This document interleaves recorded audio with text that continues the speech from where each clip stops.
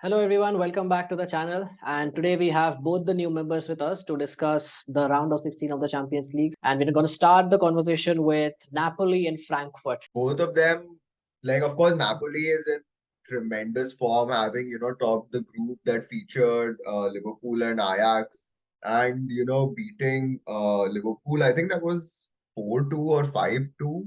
I think in the first leg Four, in 4-1, I 4-1, think. 4-1. yeah, 4-1. 4-1. So yeah, that's what. And Maradona absolutely balling out for Napoli. Even Raspadori, Simeone's son. That all of their players are performing really well. And there's one player that I find like in particularly exciting. He's let me just check what his name was. He's like their center back, the guy who replaced Koulibaly. Koulibaly. Yeah, Min Jae Kim, I think his name is. The Korean, yeah. He's Yeah, been Min really Jae good. Kim, like he has been absolutely spectacular. So I think Mhm. they have really exciting players, and I forgot to name their main striker, Osimhen, who just became Serie A's all-time leading Nigerian. So I think Mhm. they're really exciting team, and on the other hand, Frankfurt, as you mentioned, defending Europa League champions, performing decently in the Bundesliga. I think they're currently fifth. So I think a really exciting fixture, and a lot of great talents on show. So I think it's going to be a really exciting game. Rohit? Yeah, I mean, I agree with most points as to what Kostov has been saying.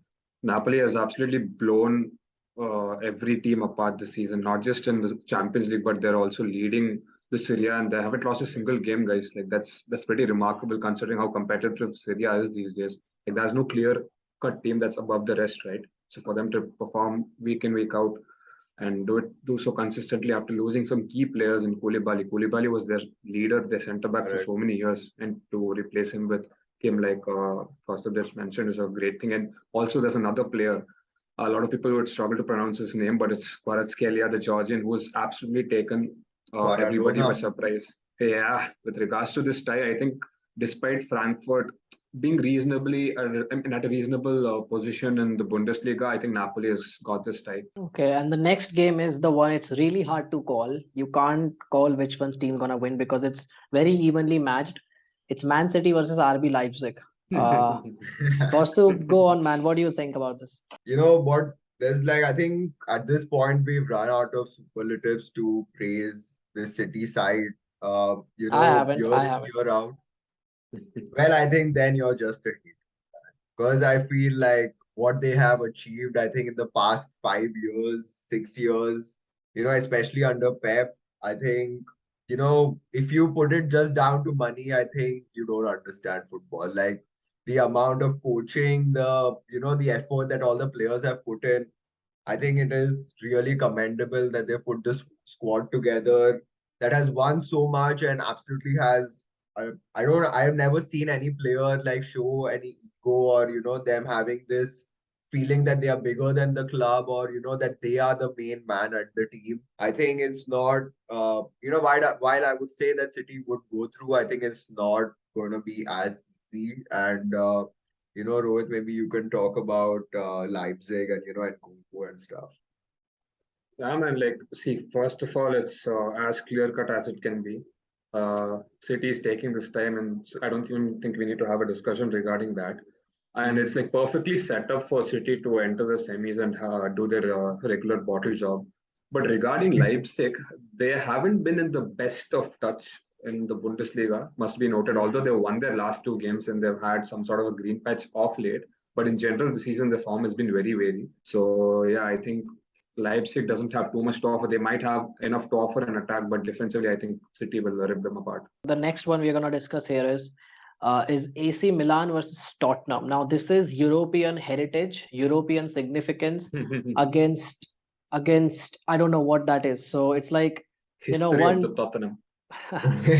Yeah, go on, Rohit. You will be better for this one. Mhm. Man, like a lot of people keep saying Conte is working his magic on Spurs, but to be honest, they've actually been very shit off late. They barely managed to scrape through the group stages. On the final day, they were almost going out until Sporting bottled it. Sporting pulled the Spurs, and even in the league, right? Like they haven't won. I think they've lost 2 or 3 out of their last 4 games. Have Spurs, and they haven't managed to beat any big side this season. Not one. They only drew against Chelsea, and that's the only point they've gotten out of all the big games that they played. I don't think this is a tie that you can just say that Tottenham is favorites just because they're from England.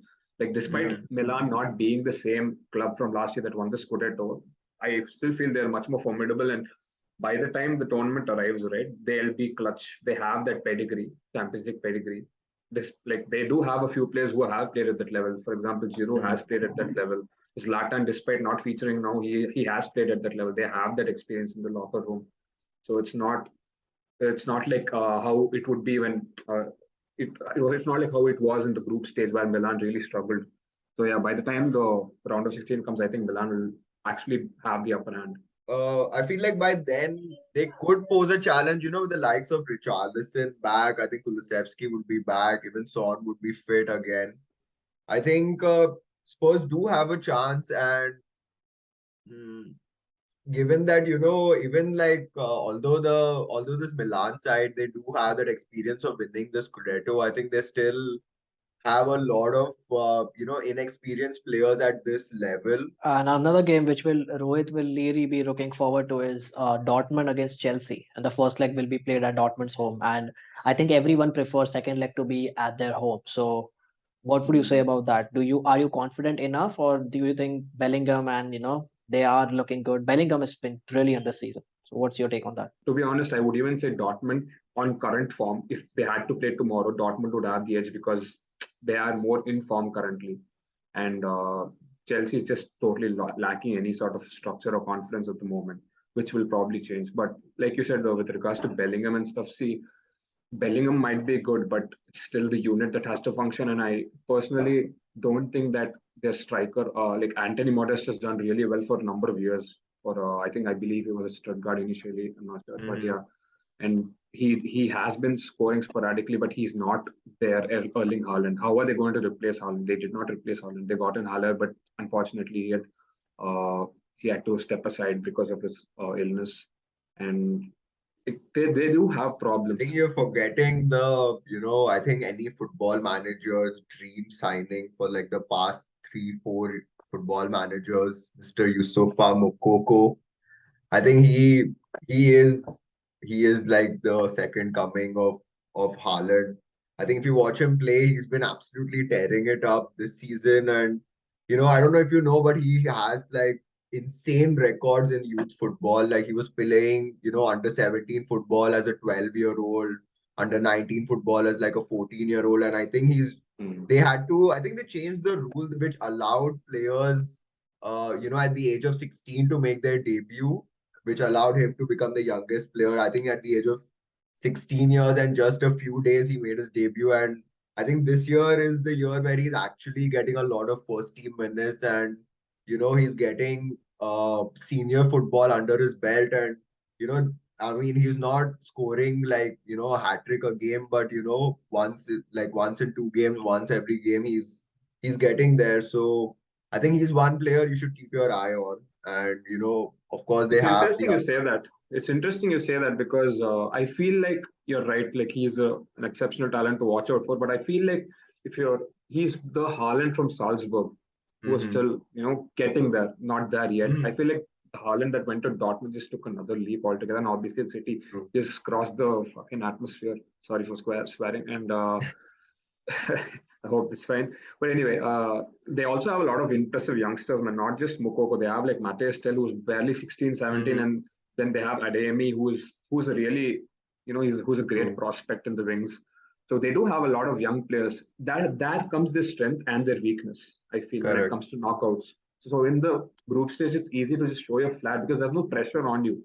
But when it Correct. comes to a Champions League tie, playing in front of a Mhm. packed Dortmund, a lot of times Dortmund has failed in recent years. The only time they had a significantly good run was back in 2013 when they reached the final The against final, they played correct. Bayern. So after that, I don't think they've had any good run at all. and they do not have that pedigree. They've probably forgotten what it feels like to cross that stage. And most of them are just youngsters. And even their coach, he is not someone he has done well. I really like him personally, but he's not someone who's done exceedingly well in Europe. He doesn't have the profile. So I still feel Chelsea does have the upper hand. Maybe not now, but I think by the time February arrives, Chelsea will have the upper hand. But obviously, you never know. It's not as clear cut as Man City or Leipzig. But Correct.